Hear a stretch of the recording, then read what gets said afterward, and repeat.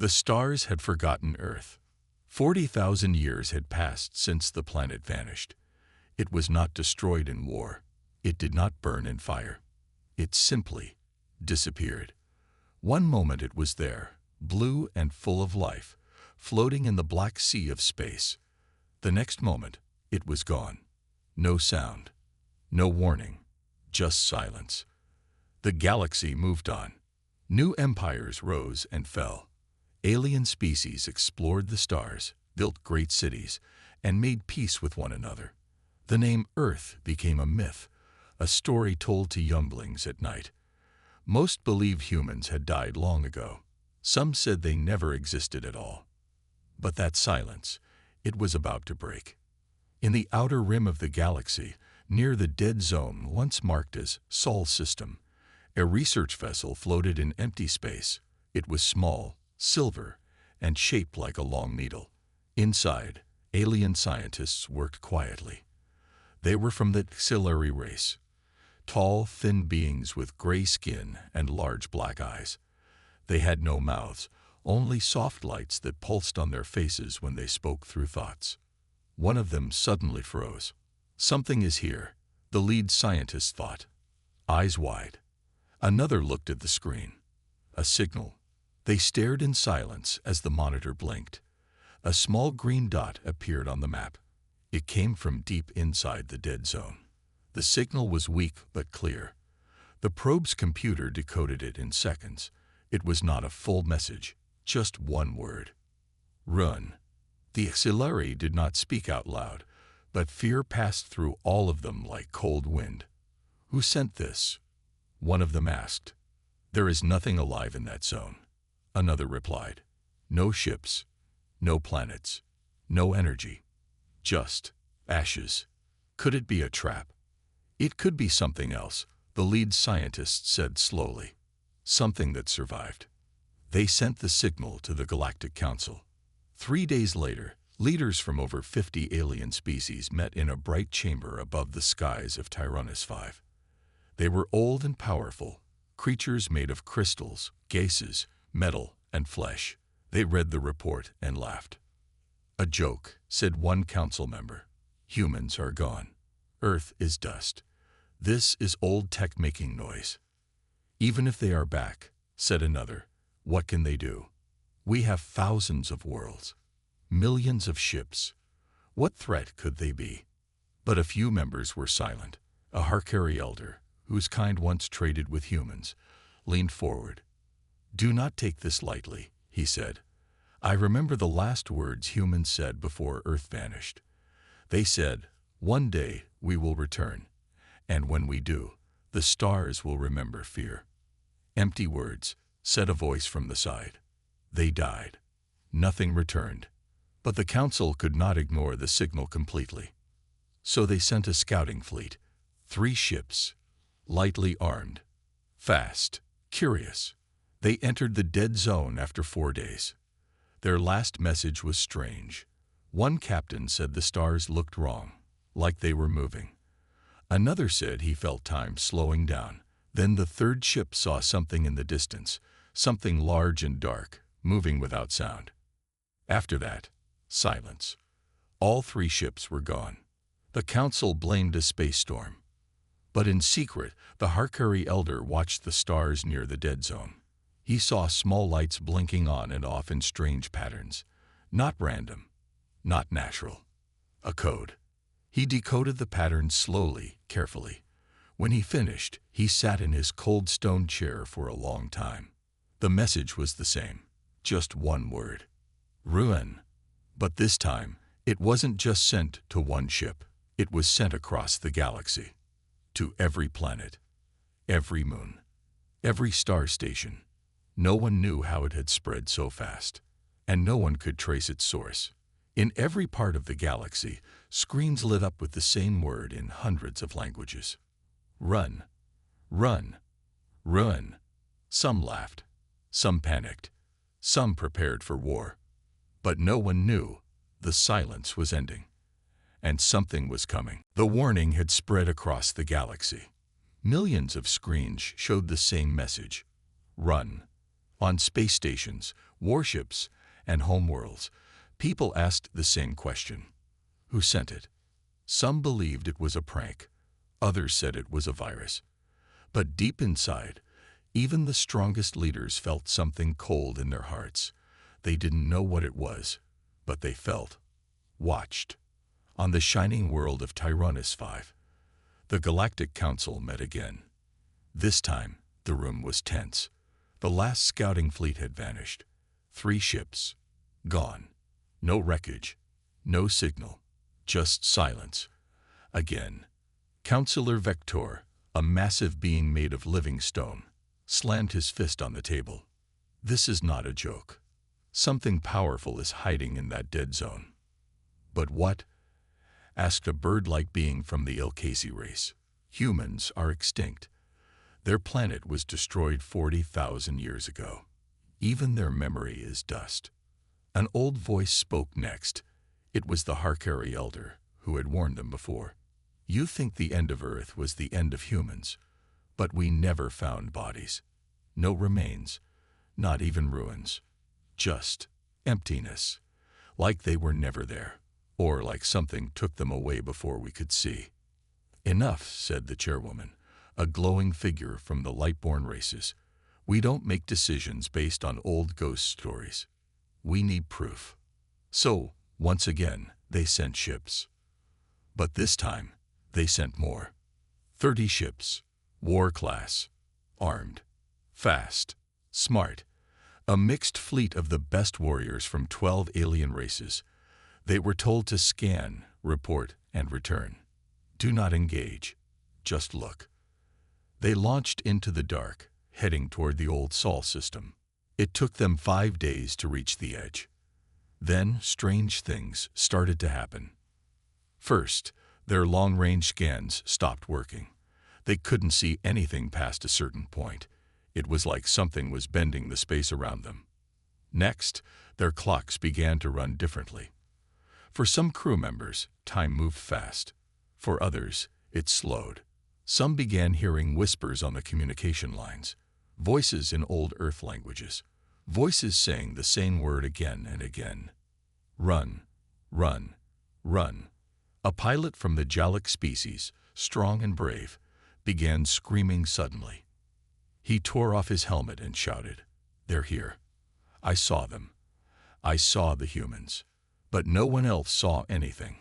Another ship vanished while flying in formation. No sound, no light, just gone. The ship next to it reported feeling a wave of cold air pass through their metal walls, as if something massive had moved right through them. Then came the images. One ship, the Valinar 9, managed to capture a single photo before disappearing. It showed a shadow in space, a shape larger than a planet, but not a moon. It was black, like a hole in the stars, with hundreds of red lights across its surface, like eyes watching. The photo was sent back to the Council. And then the Valinar 9 went silent too. 28 ships were lost. Only 2 returned. The crews were not the same. Their eyes were empty, their minds broken. They could not speak clearly. All they repeated, over and over, were the same 3 words. They are back. They are angry. Run. The Galactic Council held another emergency meeting. Fear filled the room now. Even those who had laughed before were quiet. The image of the black shape haunted them. Experts tried to study it, but no data could explain it. It was like the laws of physics had stopped working around it. Then the Council made their decision. They declared it an unknown anomaly. They would place warning buoys around the dead zone. No one would enter. No one would speak of it. The news would be hidden from the public. But it was too late, because the signal had spread on its own. Even as they spoke, more messages appeared, on planets far away from Sol, mining colonies, far outposts, places the Council thought were safe. Each message was short. We warned you. We watched you. We are coming. One message showed a countdown. No one knew what it meant, but it was ticking. Across the galaxy, panic began to grow. Ships left orbits. Civilizations armed their fleets. Old enemies became allies again, joining hands out of fear. Even the strongest species started building defenses around their worlds. And deep in the shadows of space, a black fleet moved. Silent, fast, ancient. They had no flags, no names, no signals, but they carried a single message carved into their hulls. We remember Earth. We remember what you did. Run. The galaxy didn't believe it would happen. Yes, they were scared. Yes, they built shields and gathered warships. But deep inside, they still thought they were safe. They had forgotten how dangerous humans were. They thought the message, "Run," was a threat, but it was a warning. Then came the silence. A mining colony on the edge of Council space, called Varnak 4, stopped answering calls. It had a population of 400,000. Strong shields, defenses, satellite eyes watching every inch of space. And still, it vanished. No explosion, no signals, no debris. Just gone. The Council sent scouts. Again. 5 small, fast ships. They reached where the planet should be. But there was nothing. Just a single black stone floating where the planet once stood. The stone had 3 words carved into it, deep and glowing red. Not enough. Counselor Vector read the message and stood frozen. "They're not just back," he said. "They're hunting." The news spread fast. Every major planet increased security. More fleets moved to defend rich systems. Planets that once argued and fought now begged each other for help. Even the coldest empires started to worry. But then it happened again. This time, it was Kiri-Nan, a city world with 1 billion people. It didn't vanish. It changed. When their moons saw something strange moving near the city, they tried to fire weapons. But the weapons never launched. They melted. The air shimmered with invisible energy. A massive shadow moved over the sky. Not a ship, not a fleet. Something bigger, something alive. The whole city screamed. By the time rescue teams arrived, everything was quiet. The entire city had been turned to ash. No fires, no marks of battle. Just a message written in the dirt. One word burned deep into the ground, glowing red even after the wind blew. Remember.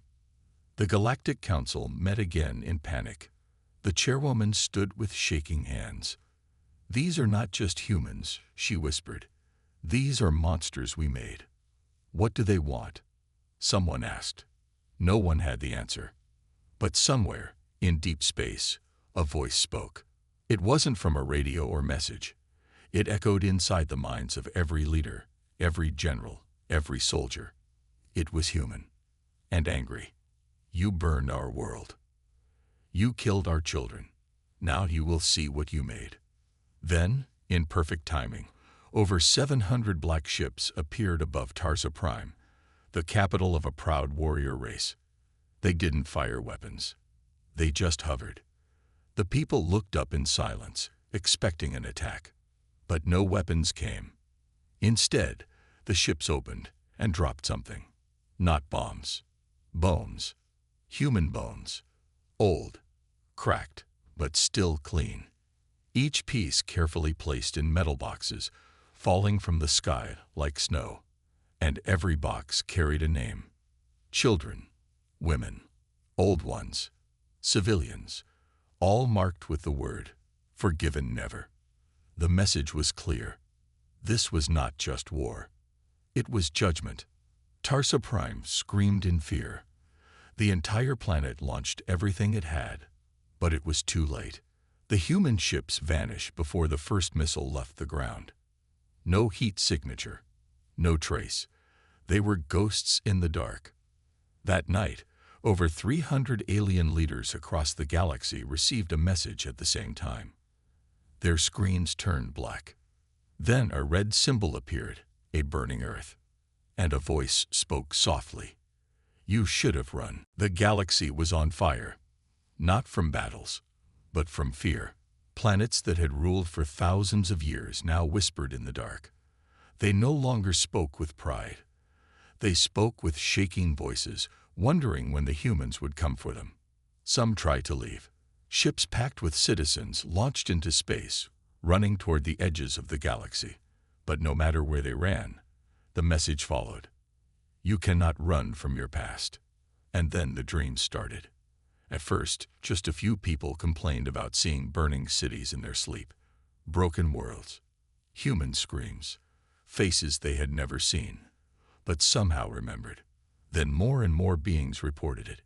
Leaders, soldiers, priests, even children.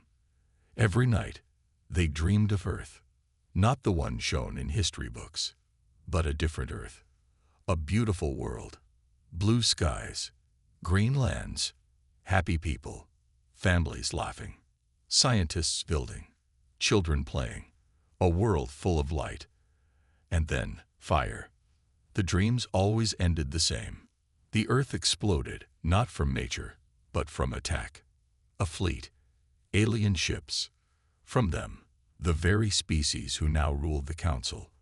The ones who had smiled while burning Earth to ash 40,000 years ago. And the last thing everyone saw before waking was a human standing in the fire, looking up, eyes glowing white, whispering, "We remember." Across the stars, the Council's lies began to crumble. People wanted answers. They wanted truth. They asked their leaders, "Did we destroy Earth?" Some tried to hide it. Others admitted the truth. Yes, Earth had been targeted. It had been marked as dangerous, as too emotional, too creative, too free. The humans didn't follow the Council's rules, so the Council made a vote, and Earth was erased. Now, the Council called it a mistake. But for humans, it was not a mistake. It was a promise, and now the promise was being answered. One by one, old Council ships started shutting down. Entire fleets lost control. Their systems stopped responding. Weapons jammed. Lights died. Engines refused to turn on. Every ship left floating in space like metal ghosts. No attacks. No damage. Just silence. The engineers were confused. There were no viruses, no explosions, but something was controlling them.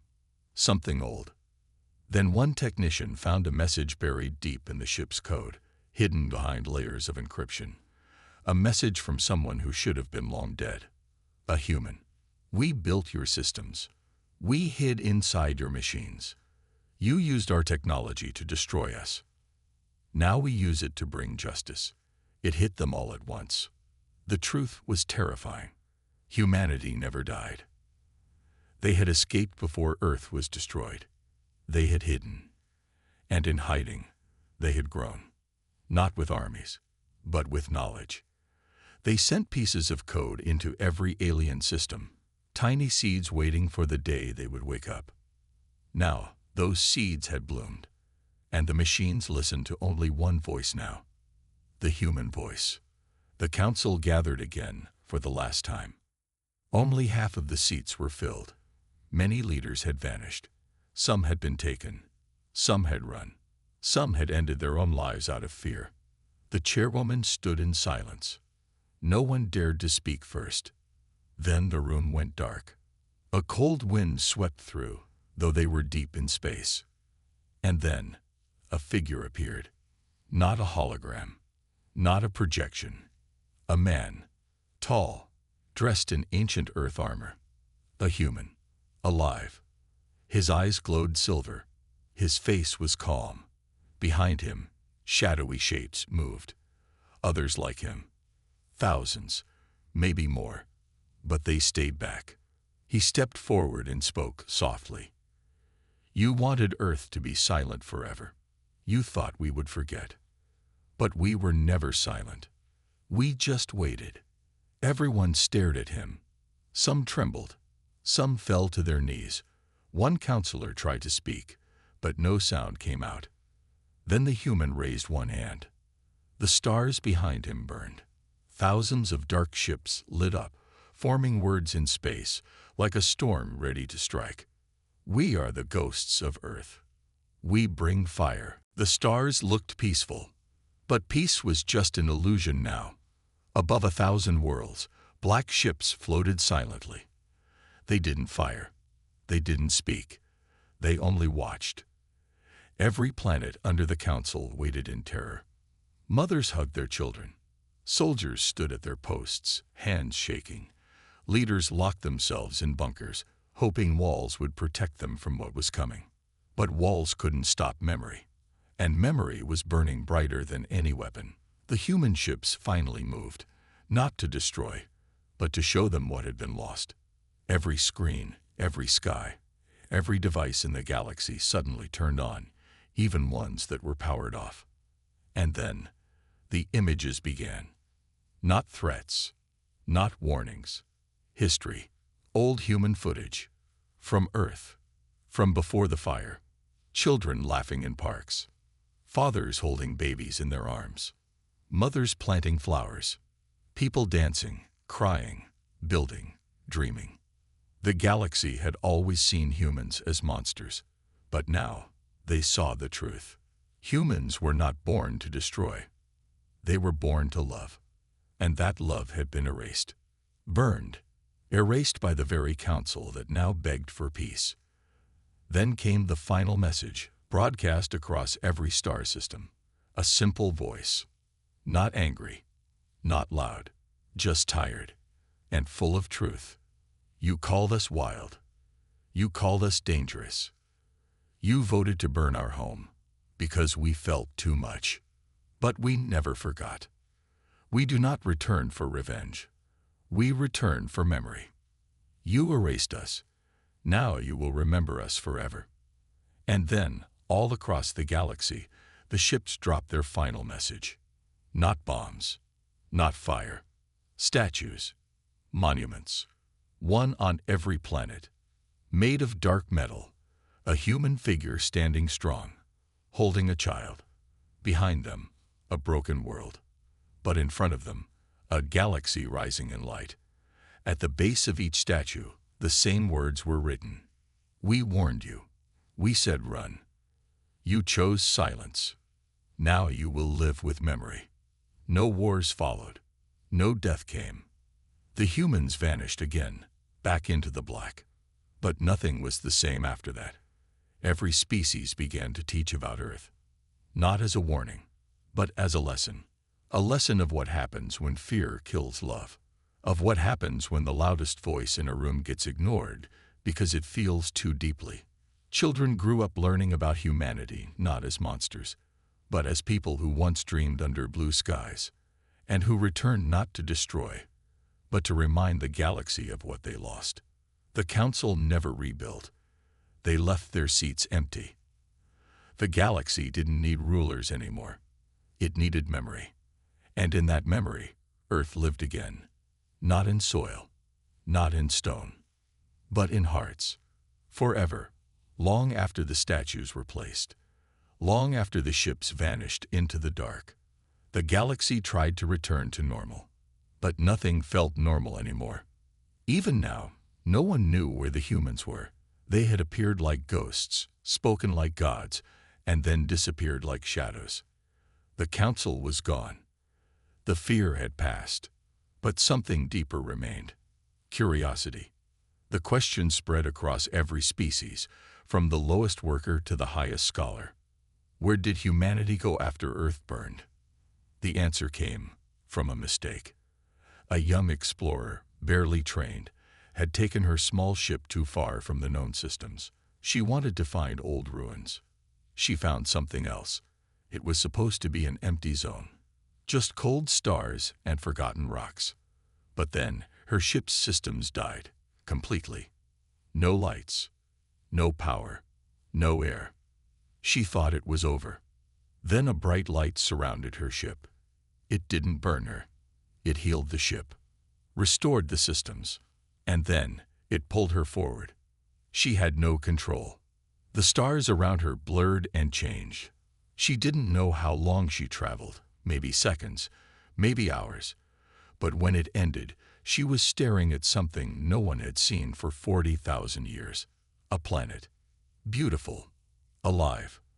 with blue oceans, green forests, snow-capped mountains, and orbiting the planet, cities, giant space cities, floating like rings of light, covered in strange technology, unlike anything in the galaxy. The explorer gasped. She knew. This was not Earth, but it was human. Then, a message appeared on her screen. Not a voice, just text. You have found what others feared. You saw truth when others hid behind lies. You are welcome. The ship moved again. Slowly, gently, it guided her toward the planet. As she entered the atmosphere, she saw things no one in the galaxy believed existed anymore. Children playing in gravity-free parks. Humans laughing, cooking, singing. Buildings made of crystal and metal, shining in the sun. Farms that floated in the air. Skies filled with music. She was guided to land.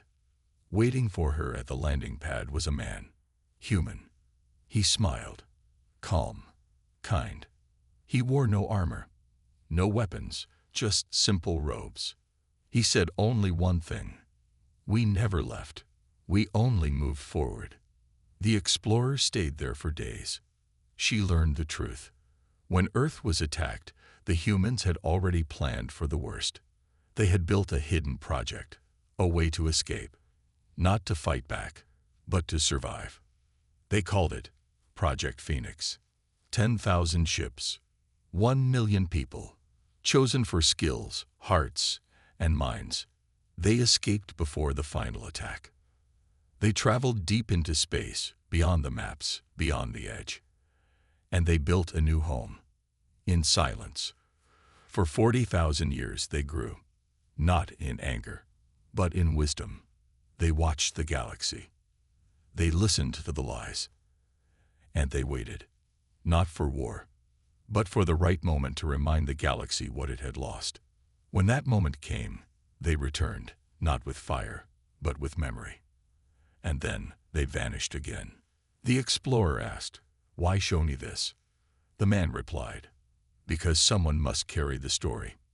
Not a story of revenge, not a story of war, but a story of hope."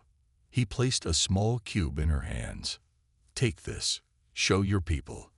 Let them see Earth's heart still beats. And when the time comes, we will return again." Then she was sent back. Her ship pushed gently through space. When she returned, she showed the galaxy the cube. It contained music, videos, art, laughter. The last voice in the cube was a child, saying, "We are still here. We remember love." And from that day forward, the galaxy changed again. People began to search for truth, not lies. They began to value peace, not control. And across every world, children now learned the most important lesson. The fire didn't destroy humanity. It shaped them into light. Years passed after the explorer came back. The cube she carried changed everything. Schools across the galaxy now taught about Earth, not as a war world, but as a place of hope. Children learned about kindness, music, friendship, and dreams. They listened to the voices of humans who once lived under blue skies, who laughed, who cried, who felt. The galaxy had changed, not by fear, but by memory. Still, no one knew when the humans would return again. Some believed they were watching from far away. Others thought they would come only when the galaxy was ready. But one quiet evening on a lonely world at the edge of the stars, a small boy saw something fall from the sky. It wasn't a ship. It wasn't a bomb. It was a light. He followed it through the hills, through the trees, and found a figure standing alone. Human, wearing the same simple robe, the same calm eyes. The boy didn't run. He just asked, "Are you one of them?" The man nodded. "I am." "Why are you here?" the boy asked. The man smiled gently. "To see if the galaxy is ready." "For what?" "For something new." The boy didn't understand. But the next day, the galaxy did. Because more lights came. Not warships. Not machines. Just humans. Walking. Landing. Talking, one by one, they returned. No longer hidden, no longer angry. They helped where help was needed. They listened. They taught. They shared stories, music, books, tools. They fixed water systems on dry planets. They cured diseases that others thought could not be healed. They repaired broken satellites with bare hands. And old tech, people everywhere, alien, human, old, young, gathered to see them. Not as legends, not as monsters, but as guides. One council survivor, an old alien who once voted to destroy Earth, stood in front of a human leader and cried. "I thought we were saving the galaxy," he said. "You were trying to stop something you didn't understand," the human replied. "But now, maybe it's time to understand." One night, the sky turned bright. All over the galaxy, giant lights appeared, floating above cities, deserts, oceans. Each light showed an image of Earth, the forests, the rivers, the skies. And then the words came. "We have not returned to lead. We have not returned to rule. We have returned to walk beside you." As friends, as family, as memory, the galaxy was silent. Then, slowly, applause began. Tears, smiles. Every species felt something they had not felt in a long time. Hope. And from that day forward, the galaxy was different. Not perfect, but better. Humans didn't build an empire. They built bridges. They didn't wear crowns. They wore tools. They didn't force peace. They taught it. And in every school, in every home, across every planet, one message became sacred. Earth burned, but the heart of humanity never died. And when they returned, they gave us not fear, but light.